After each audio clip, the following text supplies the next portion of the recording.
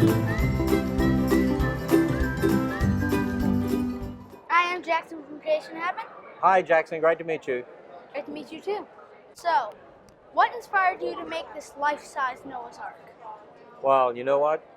We see our culture more and more rebelling against God. It sort of reminds me of a statement I read in the Bible about Noah's day. Every thought of their heart was evil continually. And we wanted to be able to really challenge people that God's word is true. So how do you do that?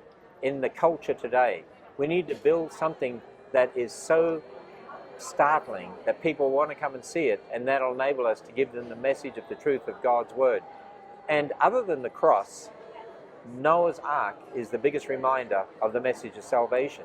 Because as Noah and his family went through a door to be saved, we need to go through a door.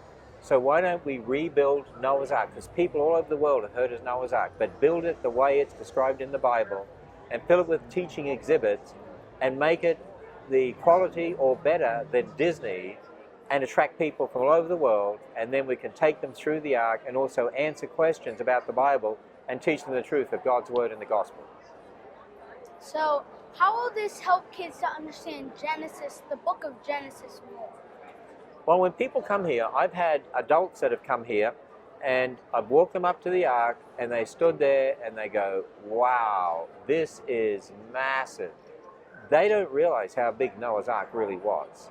And that's what it's going to do for kids. They're going to realize this was a big ship. And they've heard that Noah couldn't fit the animals on board. And they're going to find out there's plenty of room to have all the kinds of animals on board. So what it's going to do is going to help make the Bible real, make Noah's Ark real, make the flood real. Even at the Creation Museum, when people walk through the Bible and they see models of Adam and Eve and the dinosaurs, it helps make it all more real. And that's what we're trying to do here, because it is real. The Bible's account in Genesis is real, and we're trying to help people understand that. And this helps it make it real when you see this great big wooden ship here. What's one of your favorite exhibits here? You know, I've been asked that question many times by lots of media, my favorite exhibit, because they're all my favorites. But I love the living quarters. And the reason for that, you've got the bedrooms of Ham, Shem, Japheth and their wives, and Noah and his wife. You got the kitchen, you got the dining area. The reason I like that is because it helps portray Noah and his family as humans just like us. They brought things from before the flood to restart after the flood. They had to eat. They would make things, play music. They're humans just like us. To help really make Noah to be more like a human like us. People have an evolutionary view of history, and they've often said to me, well, how could Noah build this? Because he didn't have modern tools and he wouldn't have known how to build ships. See, they've got an evolutionary view of history because they're thinking that Noah wasn't as good as us, wasn't intelligent as us. Actually, from a biblical perspective, he was probably more intelligent than us. And he lived for hundreds of years, probably accumulated a lot of technology. 7 generations or so from Adam, they were workers of bronze and iron and making musical instruments. By the time of Noah, who knows what technology they had developed. Maybe Noah was even building ships, and God had prepared him for the ministry of building the ark. So that's why I like the living quarters. And the artist that actually designed it put so much detail into it. It's just fascinating to look at.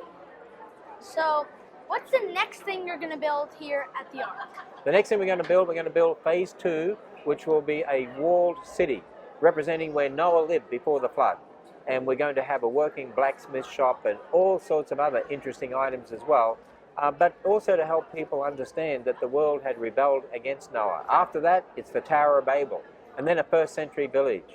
We're going to build a ride through the plagues of Egypt eventually, and an amphitheater. We have lots of ideas for many years to come. And then it'll be up to young people like you to take over that vision and to make sure the rest of it happens. We just want to say thank you for all that and all you've done. Well, I want to say thank you to you too, because what we do is we provide facilities like this so people can come to it and bring their friends to it, and like the Creation Museum, then we provide resources. But you know what? We can't get the message of God's word and the gospel around the world on our own. We need lots of other people to help, and we need the younger generation being raised up because we get old. Because I'm getting old too, and I can't travel as much as I used to. So we need the younger generation to be able to take this message around the world. So we do our best to provide the resources, and then we want others to take it out there and do what they can too. Well, thank you for letting me interview you, and I hope we can do it again. Okay, it's been great.